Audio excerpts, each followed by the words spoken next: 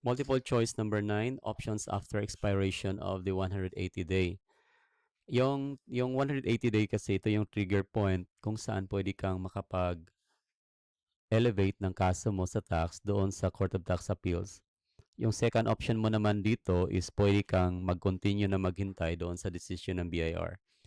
Basahin muna natin yung scenario. The taxpayer Q filed a request for reconsideration on January 1. Yung 180-day period for the BIR to decide lapse on June 30. Now, with no action taken, the taxpayer Q decided to wait for the BIR to issue a decision rather than go to court. So, pumili siya doon sa option 2 rather than the option 1. Ang option 1, again, ay pupunta ka doon sa korte. Ang option 2 ay patuloy kang maghintay doon sa decision ng CIR. So, option 2 yung kanyang pinili. On December 1, the BIR issued a decision denying the protest. So sa wakas, pagka December 1, naka-receive na siya ng decision ng BIR. Taxpayer Q wants to appeal to the CTA. So gusto naman niyang mag-appeal ng CTA. So ang tanong, can they still do so? Can they still do so? Pwede pa bang gawin yung pag-apila sa CTA? Okay, so ganito yung background na yan.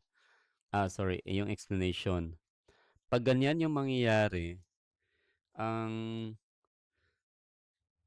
under kasi sa Lascona Land Doctrine, ang remedies for inaction are mutually exclusive. So tingnan muna natin yung sa 180 day na pag-lapse. Sabi ko kanina mayroon dalawang option.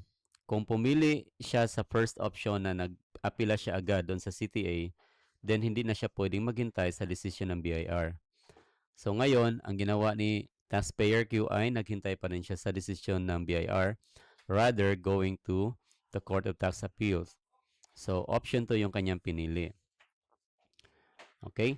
Now, once the decision is issued, December 1, yung taxpayer has a fresh 30-day period to appeal that specific decision to the CTA. Nang nag-lapse yung 180 day, hindi ibig sabihin na yung kanyang chance na i-elevate yung kanyang case doon sa Court of Tax Appeals or CTA ay hindi na yun mangyayari pag halimbawa nakatanggap na siya finally ng decision galing sa BIR. Pag halimbawa denied yung kanyang protest.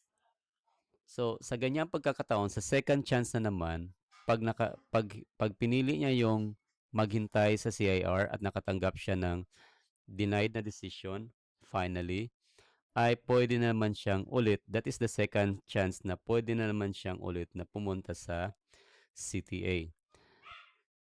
Okay. Ang point lang doon sa exclusivity, mutual exclusively yung pagpili is doon yun sa 180 day na pag-lapse. Hindi ka pwedeng pumili ng dalawa na pag nag-lapse na yung 180 day ay pwede kang pumili ng option 1 and at the same time option 2. Mutual exclusive yon. So hindi ka pwedeng pumili sa dalawa. So that's why either maghintay ka lang or mag-apila ka sa korte. Pero again, yung pag-receive mo ng decision ng BIR kung sakaling pinili mo yung option 2 as a taxpayer ay hindi nangangahulugan na hindi ka na pwedeng mag-apila doon sa CTA. Yun yung second chance mo in 30 days na pwede kang pumunta na naman sa CTA. Okay. Yun yung sa Lascona Land Doctrine. So, once that the decision is issued, so magkaroon na naman siya ng fresh 30-day, ulitin ko, period to appeal the specific decision to the CTA. Now, ang tamang answer dito is yung letter B. Now, punta na naman tayo dito sa question as a what if question. What if taxpayer Q filed an appeal doon sa CTA on August 15? So, we're talking about doon sa lapse sa 180 day.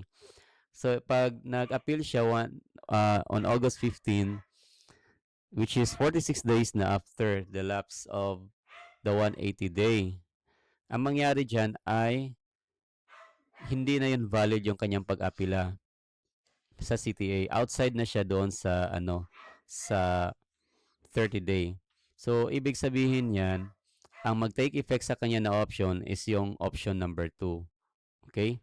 Yung action niya na pag-apila doon sa city, hindi mangangahulugan na nawala na yung option 2 kasi nga yung option 1 na pinili niya ay hindi na yon pwedeng i-accept dahil nga lumampas na city A. So, ibig sabihin, hindi niya na-avail yung option number 1.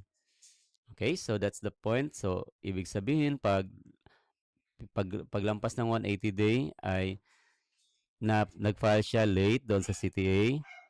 Then, ang only option na lang niya ay maghintay doon sa BIR na decision.